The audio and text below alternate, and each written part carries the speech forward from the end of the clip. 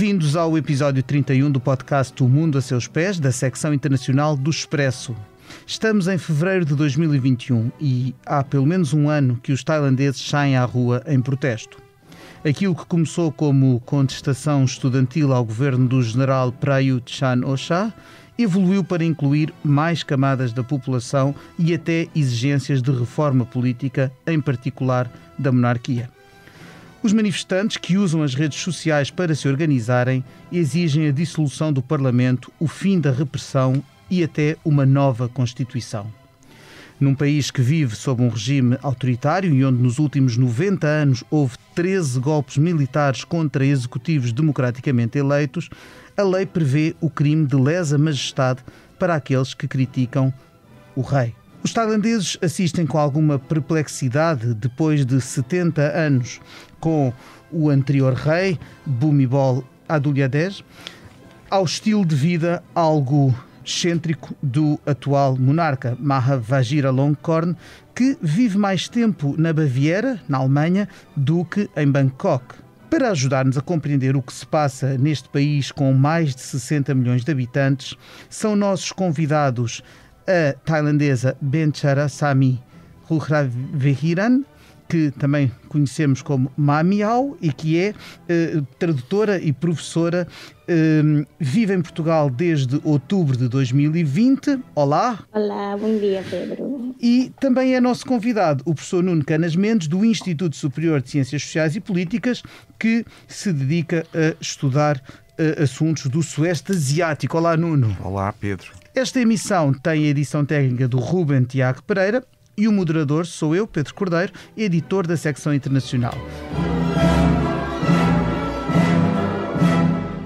Eu começaria por perguntar à Mamiao, que esteve na Tailândia até há pouco tempo e chegou a estar presente em alguns dos protestos, exatamente o que é que se passa, o que é que move a população a sair à rua, quem são as pessoas que estão a sair à rua e com que objetivo?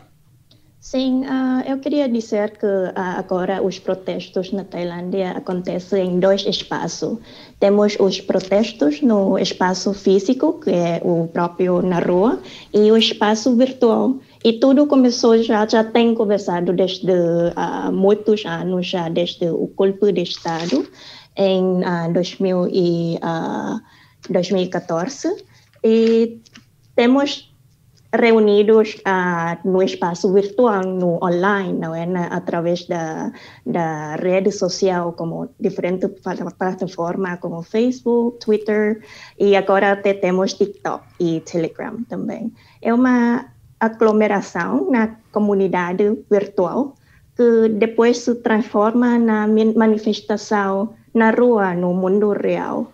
Porque desde o golpe de Estado em 2014, já usamos a rede social como arma política contra o Estado. E aí foi onde nós discutimos, mas naquela altura foi à escondida. E depois de ter o Covid, que foi quase como o catalisador para que isso acelere muito mais rápido, agora temos já quase como uma comunidade com maior pessoas, maior diversidade. E posso falar de algum grupo de Facebook como o Loyalist Marketplace, ou em tradução em português seria Mercado Monarquista, onde foi criado pelo acadêmico da Universidade de Tóquio, o professor Pawin Chachawampongpan, que foi o primeiro espaço onde nós podemos conversar abertamente e publicamente sobre a monarquia. E foi a partir desse grupo que percebemos que há mais pessoas que pensam como nós, porque antes eram como um protesto individual, não é? Cada protesta através da sua conta de Facebook ou de Twitter, mas com esse grupo as pessoas reúnem-se e discutem pela primeira vez como na comunidade, onde discutimos fatos, hipóteses, até rumor, fofocas da monarquia. E chega até pedir ajuda de alguns dos casos que sofrem a acusação de artigo da lei de lesa de majestade também. E aí foi dos grandes grupos que se reúnem pessoas, e as pessoas que reúnem no grupo de Facebook de Loyalist Marketplace também saem para a rua, para manifestar na rua também. E qual é o objetivo, o que é que querem ver mudar na Tailândia? Queremos mudar de tudo, principalmente a injustiça que existe na sociedade, porque eu acho que dos principais problemas na Tailândia é que o sistema de justiça já não funciona. O tribunal, a lei, já serve para certo grupo do governo ou certo grupo dos empresários. E a lei torna-se como uma arma contra os povos, em lugar de servir ao serviço do povo, não é?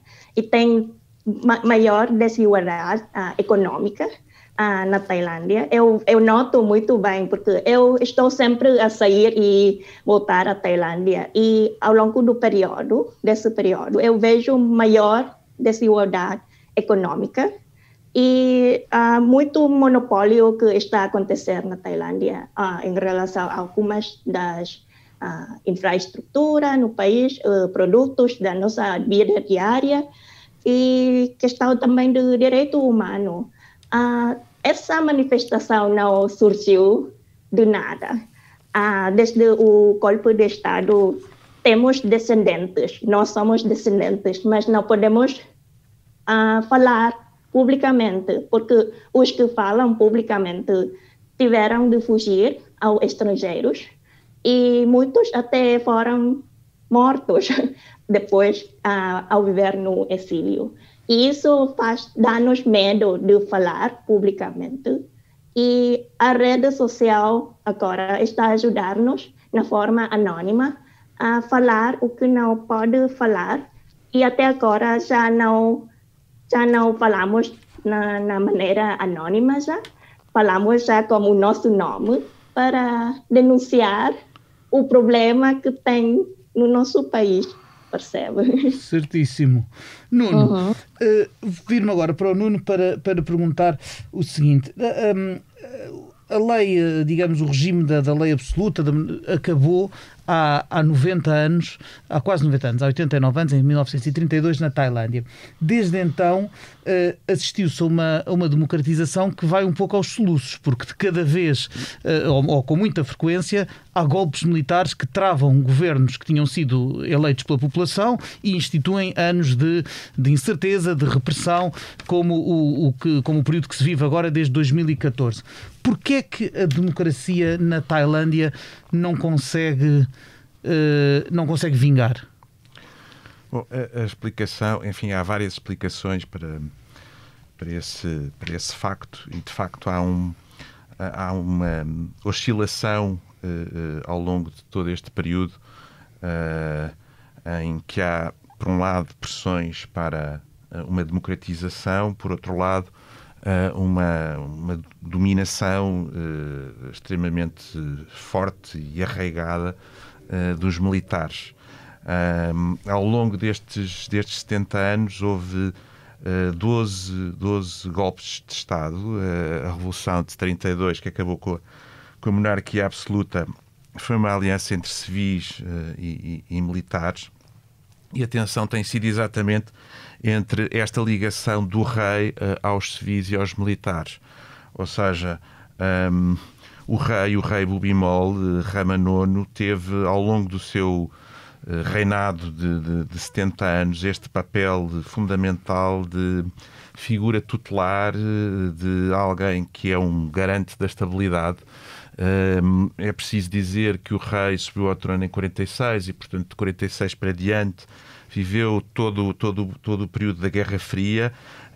Durante todo este período a Tailândia foi crescendo economicamente, foi um país dos mais estáveis do Sudeste Asiático.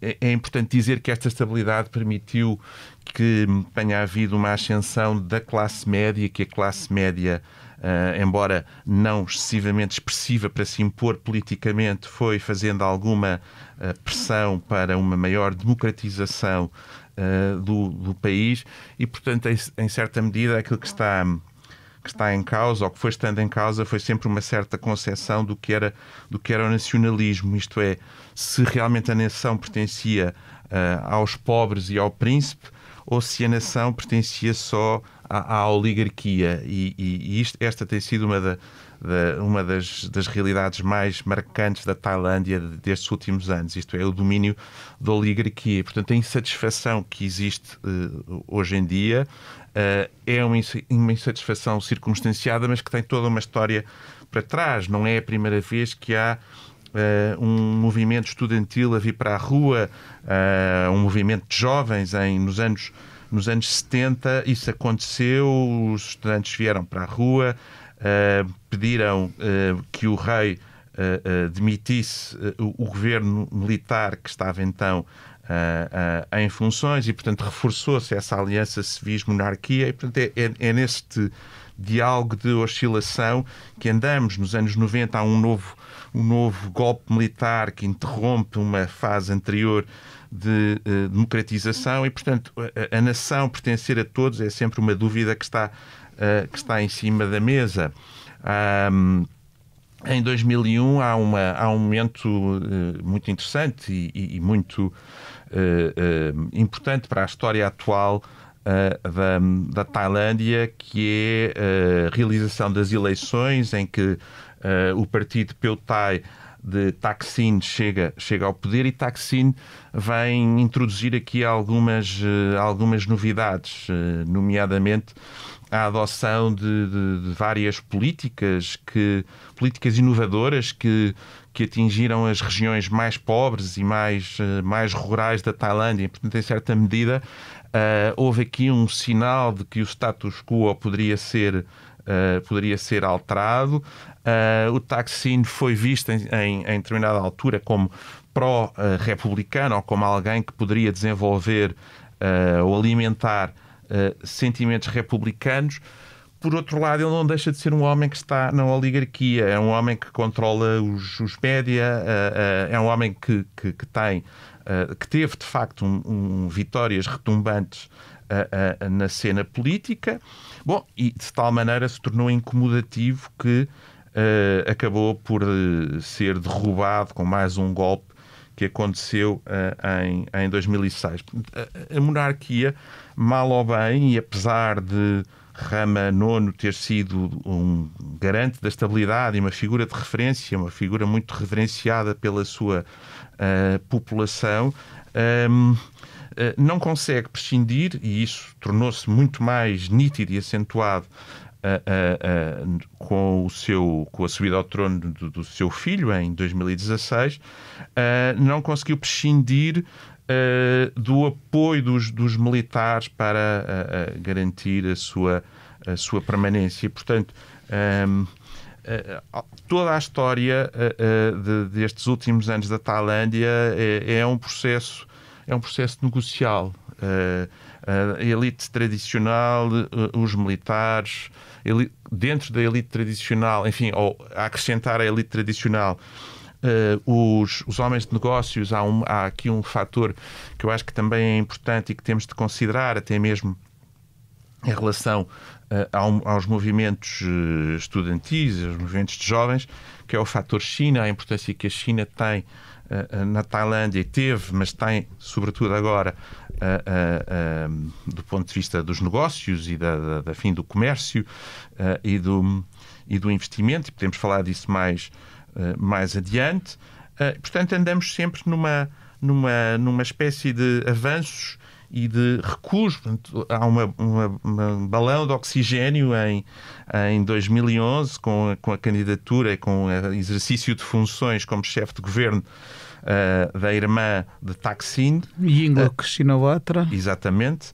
E em 2014, o processo de abertura e democracia instala-se no poder a junta militar de Prayut, que lançou um conjunto de 12 princípios que eram princípios do nacionalismo tailandês e que tinham que ser recitados pelas crianças na escola. Portanto, há novamente este apelo a um nacionalismo tailandês que se procura identificar a esta oligarquia militar.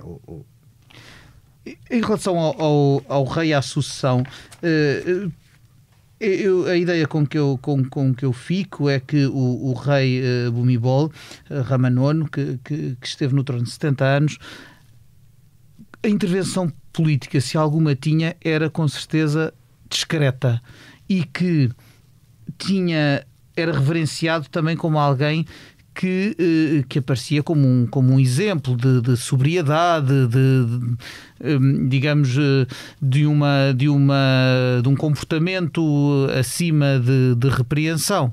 Enquanto que, quando ele morre em 2016 e lhe sucede este filho, era alguém, o rei atual, Rama X, Vajiralongkorn, era alguém conhecido por um estilo de vida, no mínimo, excêntrico. Era alguém conhecido mais pela sua vida matrimonial atribulada, que aliás continua atribulada depois de subir ao trono, com a nomeação pela primeira vez em décadas de uma espécie de concubina oficial que depois foi destituída e mais tarde readmitida, com as peripécias ligadas inclusive desde os animais de estimação às zangas com os filhos, etc. E ao facto também de não viver no país. Pode-se dizer que essa quebra de prestígio também ajuda e também alimenta o atual estado de coisas? Com certeza que sim. De facto, é uma figura que, ao contrário do pai, que teve sempre este papel de referência, alguém que tinha um carisma moral, alguém que é um exemplo para a população e que, de facto, teve ao longo do seu reinado uma postura discreta. Este é, ao contrário, alguém que tem uma vida que se poderia considerar, enfim, não quero entrar em moralizações, mas uma vida dissoluta, com uma vida sentimental muito, muito agitada e muito difundida entre os média. É alguém que vive na Alemanha, aliás, bastante incómodo para a Alemanha, vive na Baviera, nas margens do lago de Sternberg. É alguém que vai muito pouco à Tailândia. É, sobretudo, uma pessoa que está muito distante do seu povo. E, portanto, aquele elemento de identificação do rei visto como um pai, pode ser, de alguma maneira, enfim, a figura que melhor exemplifica este tipo de relação, não é, do rei e os seus súbditos, o rei como um pai. Este homem não é um pai não é visto como o pai dos tailandeses de forma alguma, é alguém que é visto como distante, mas é alguém que artilhou o sistema político a seu favor. E que intervém de forma mais pública do que o pai, por exemplo, em apoio da junta militar. De forma mais pública, é alguém que está completamente comprometido com o poder político, é alguém que promove um conjunto de iniciativas que permitem a revisão da Constituição, e a revisão da Constituição, que aconteceu em 2016, torna o Parlamento, que é um Parlamento bicameral, um Parlamento manipulado pela junta militar, com os senadores a serem todos eles nomeados, com o rei com capacidade para nomear um chefe de governo quando há crises políticas, com um sistema eleitoral que desfavorece os grandes partidos. E, portanto, outra coisa que o rei também faz interessante, quer dizer, não é nada interessante, pelo contrário, é chocante, que é chamar a si o controlo do Tesouro Real, retirando ao Ministro das Finanças qualquer tipo de intervenção. E, claro, aquilo que já foi aqui referido, que não é uma coisa de menos importância, pelo contrário, a aplicação do crime de lesa majestade, que a nós, aqui deste lado do mundo, parece uma coisa extravagante e, de facto, o que tem acontecido e já aconteceu durante os protestos destes estudantes é que as penas são bastante pesadas, quer em número de anos de cadeia, quer até do ponto de vista pecuniário. Portanto, a capacidade que os estudantes têm, os estudantes jovens têm de se manifestar é sempre bastante limitado. Deixa-me perguntar aqui à Mamiao se, em relação à figura do rei e os tailandeses, e a Mamiao em particular como tailandesa, sentem-se abandonados, sentem realmente essa diferença entre um rei que era visto como uma espécie de pai da nação e que durou e que reinou tantos anos, por comparação com um rei que está do outro lado do mundo? Sim, eu queria acrescentar primeiro o ponto anterior que falou sobre o rei vive em Alemanha. E já eu tinha dito que o Covid é como catalisador para essas manifestações se concretizaram, não é? Porque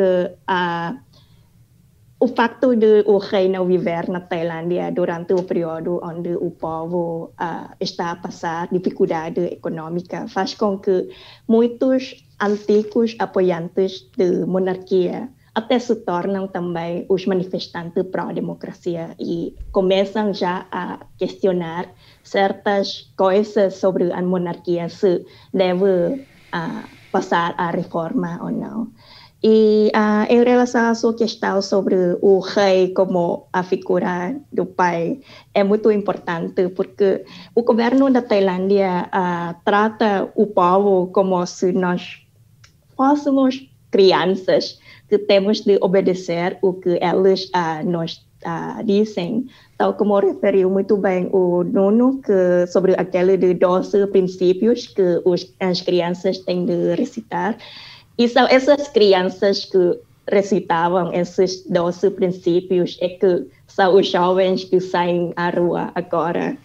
E nós somos tratados como crianças que não temos o nosso próprio pensamento, não podemos pensar, não podemos questionar. Ele é como a figura de autoridade, onde nós não podemos como contradizer. E quando nós agora na manifestação estamos a contradizer, somos tratados como o povo mal comportado, percebe? E é essa imagem que o governo está a tentar suprimir e está a condenar porque não estamos a obedecer o pai. Compreendo. Eu perguntava-lhe uma coisa, já apelando à sua memória de ter estado presente em protestos, são sobretudo os jovens ou as manifestações começam também a abarcar mais camadas da sociedade e a ter adesão de outras gerações? A imagem dos manifestantes tentam ser muito para jovens, mas não é verdade, porque eu estive presente e são de pessoas de faixas etárias. Não só os jovens, os mais adultos, até os velhos também saem à rua para protestar, porque já não podemos aguentar com o que está a acontecer no nosso país.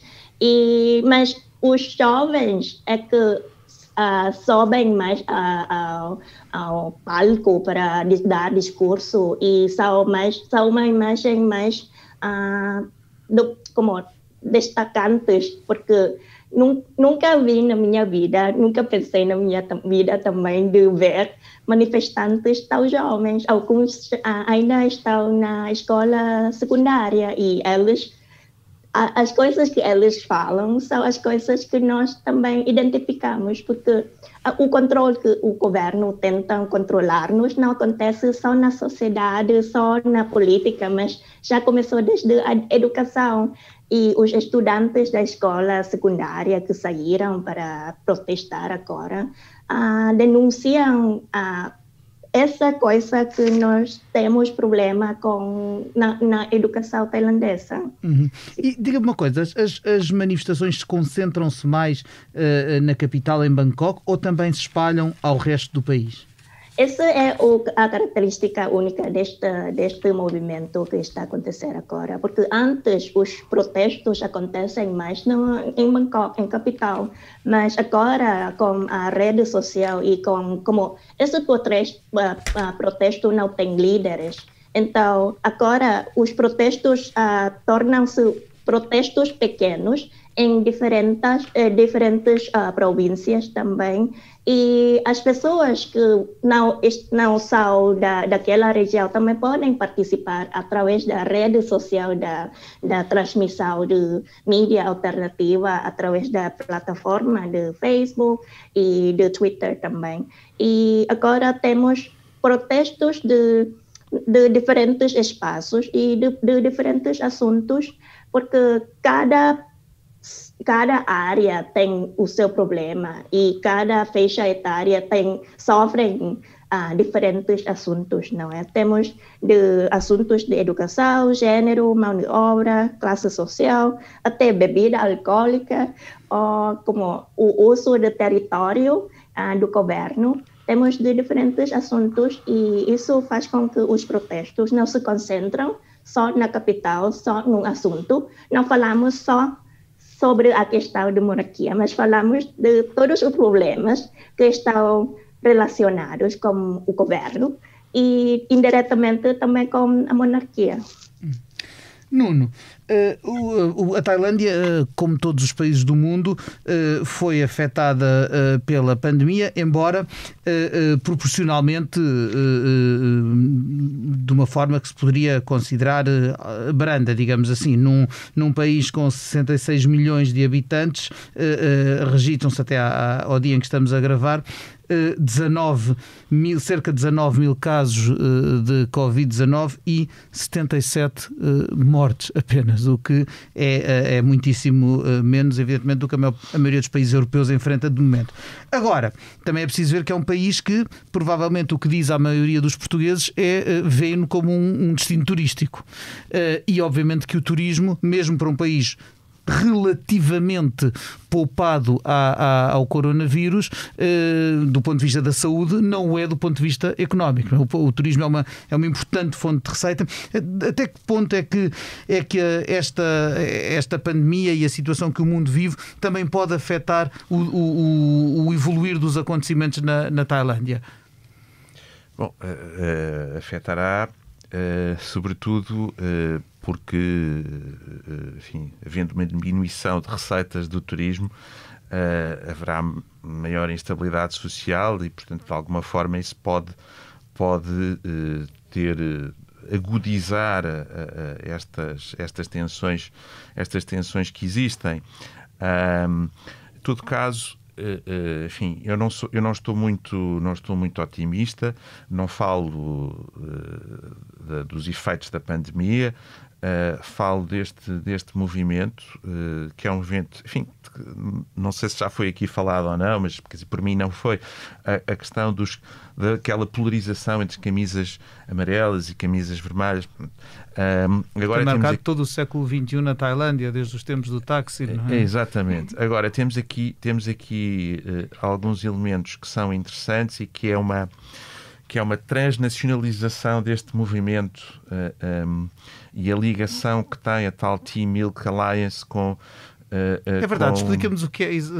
Era giro explicarmos esta aliança de chá e leite. Sim, vou falar sobre isso e também vou falar sobre uma outra coisa que eu acho que é importante, já que estamos a falar do impacto económico da pandemia, que é o fator incontornável no mundo inteiro, mas na Tailândia em particular, que é o fator China. Pronto, sim. Então, se calhar começava pelo Team Milk Alliance e depois passava à questão do fator China, recuperando a pergunta sobre a economia. Há aqui alguns elementos que são novos e que são interessantes. Com as eleições de 2019, a apresentação de uma nova força partidária chamada Partido do Novo Futuro, que ficou em terceiro lugar. nas eleições de 2019, que entretanto se dissolveu. Pronto, isto é um elemento que, de certa forma, dá força ao meu argumento pessimista. Ou seja, era um partido que representava as aspirações destes manifestantes, que não durou muito mais do que um ano no ativo. Por outro lado, falámos, enfim, esta questão do T-Milk Alliance. A Tailândia tem um número. As estatísticas mostram que, em média, os tailandeses passam 4 horas nas redes sociais, portanto é uma taxa muito... Por dia? Por dia. É bastante. Por dia, exatamente. É um número muito elevado à escala mundial. Portanto, os protestos são essencialmente alimentados por isto. Mas há depois este lado da transnacionalização, isto é, estes protestos têm ligação com outros protestos, com outros movimentos, nomeadamente o de Hong Kong, mas também o de Taiwan, em que a China é aqui uma espécie de elemento de referência comum no combate contra a autocracia. E a diferença está em que os chineses bebem o chá sem leite, e daí a escolha deste nome. Mas, portanto, esta pressão pró-democratização encarnada por estas camadas mais jovens da população, nem todas muito conscientes politicamente, ou sobretudo capazes de apresentarem propostas muito substantivas para alterarem o status quo. Mas, voltando à questão da economia, eu acho que não podemos nunca esquecer aqui que a própria China, enfim, aqui já entramos mais no campo da política internacional, mas não há o interesse da China em que haja uma alteração do status quo, ou que a junta deixe de estar no poder, e, portanto, há um apoio claro da China para a Ayut. Isso explica-se por razões que têm que ver com o comércio.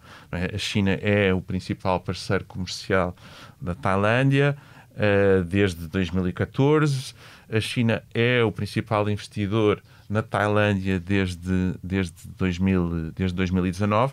E depois há uma outra coisa, que é o grande projeto da Belt and Road Initiative, a que a Tailândia está necessariamente ligada. A China tem feito vários investimentos na construção de infraestruturas, de caminhos de ferro, de autoestradas.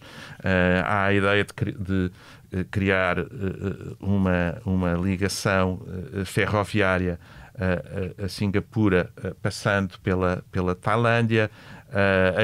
O próprio projeto da abertura de um canal alternativo ao Estreito de Malaca, que é o canal de Kra, não é? Que ligaria o Índico ao Mar do Sul da China.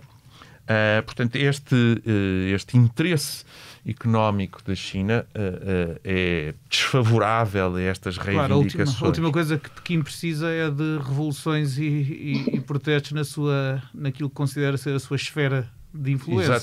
Exatamente. Sim, queria acrescentar um pouco sobre a influência da China, que tem a ver também com o nosso plano de vacinação, porque até tem influência da China também, da porcentagem da vacina que a Tailândia está a comprar para o plano da vacinação do povo tailandês.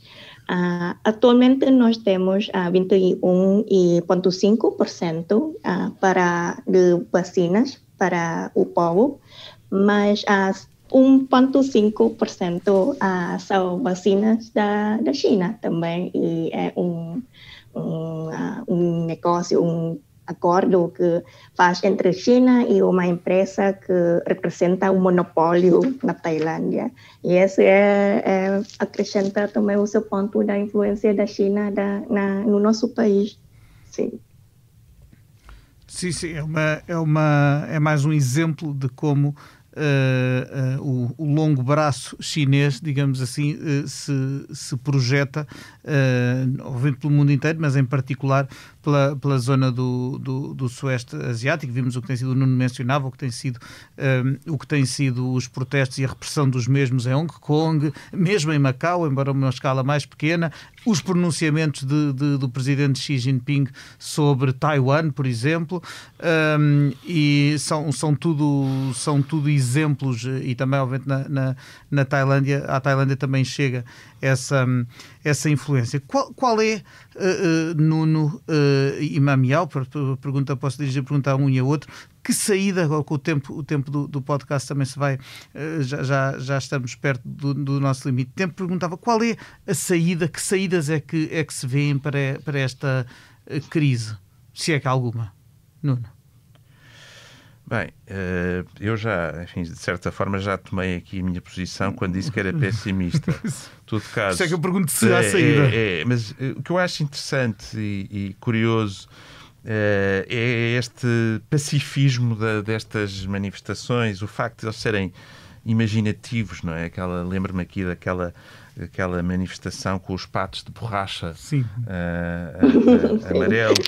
O facto de não serem radicais, os símbolos que escolhem, não é? Os 3 Hs, os 3 dedos do Hunger Games. Sim, mas isso vem também da cultura da internet. Modificado, o Hamtaro, o Harry Potter, que também é aqui usado como símbolo, e de como isso é associado a uma ideia de nacionalismo que se quer, um nacionalismo democrático, descentralizado e com uma maior participação da população na política. De que forma é que isto terá impacto? Não é previsível, face àquilo que tem sido visto, que as Forças Armadas ou a Junta queiram deixar de abrir mão do poder ou de permitir uma maior abertura. O rei continua artilhado e pouco popular, mas é o que há.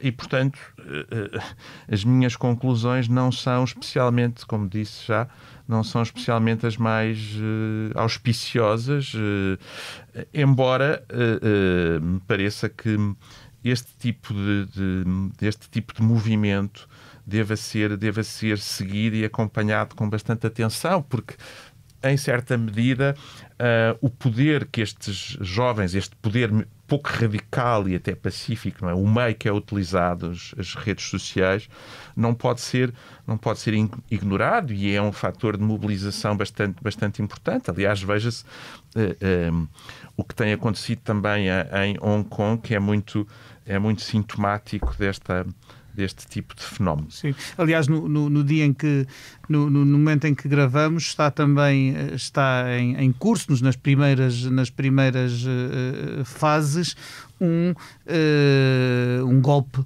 militar na Birmânia, Myanmar, um país vizinho da Tailândia, onde a tímida democratização dos últimos anos, que ainda por cima foi uma democratização para alguns que não para todos, penso por exemplo no povo Rohingya, mas enfim, o pouco que havia de democratização também parece estar a ser sufocado com um golpe, militar. Não augura nada de bom. Nada de bom, ainda sabemos pouco, mas enfim... A senhora Aung San Suu Kyi está presa e, portanto, a pálida democratização da Birmânia parece entrar num período mais sombrio. Mamião, que solução, que saída é que vê para o seu país?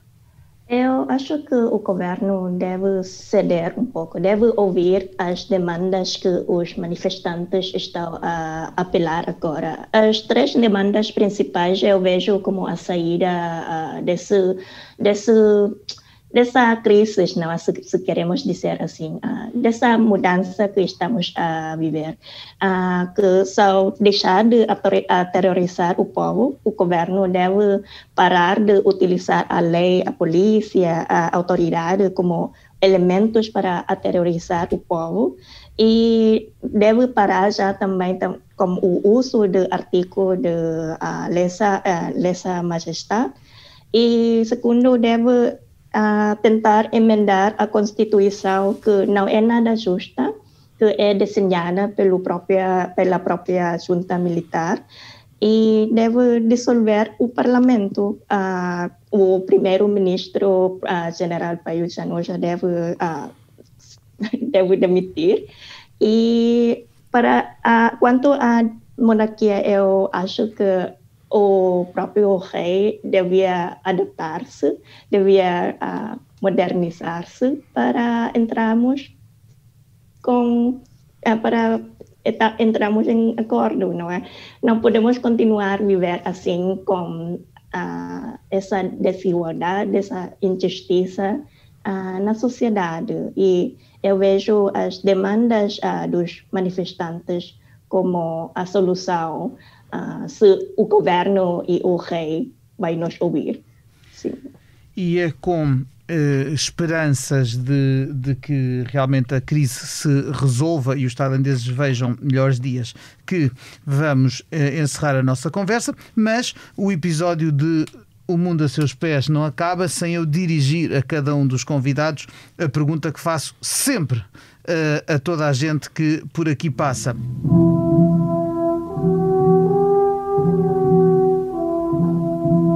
Mamiao, se neste momento pudesse viajar para qualquer parte do mundo, sem restrição nenhuma, inclusive as restrições que a pandemia nos tem imposto, para onde é que iria e porquê? Eu já estou onde eu quero estar.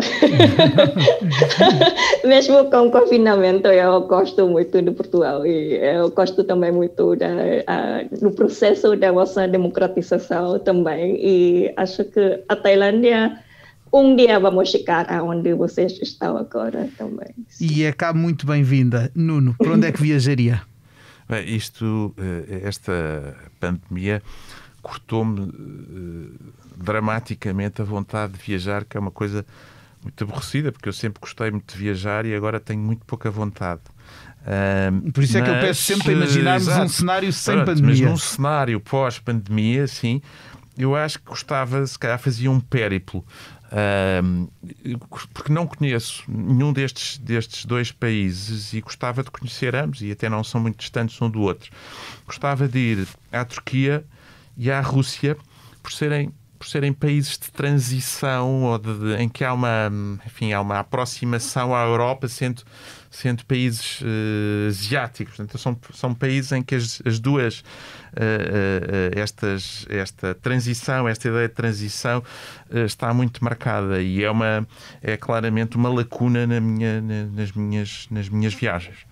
Muito bem, é com estas latitudes que nos vamos despedir. Eu quero agradecer aos convidados, à Mamiao, a quem elogio, aliás, a qualidade do seu português. Obrigada. Ao Nuno e ao Ruben, que tratou da qualidade sonora deste podcast, que, aliás, foi gravado tendo em conta as recomendações de segurança e saúde do contexto pandémico. Assim, caro ouvinte, agradeço também e prometo voltar dentro de 2 semanas com outro assunto, outras paragens. Para a semana estará a Cristina Pérez aqui com o África Agora. Obrigado e até breve.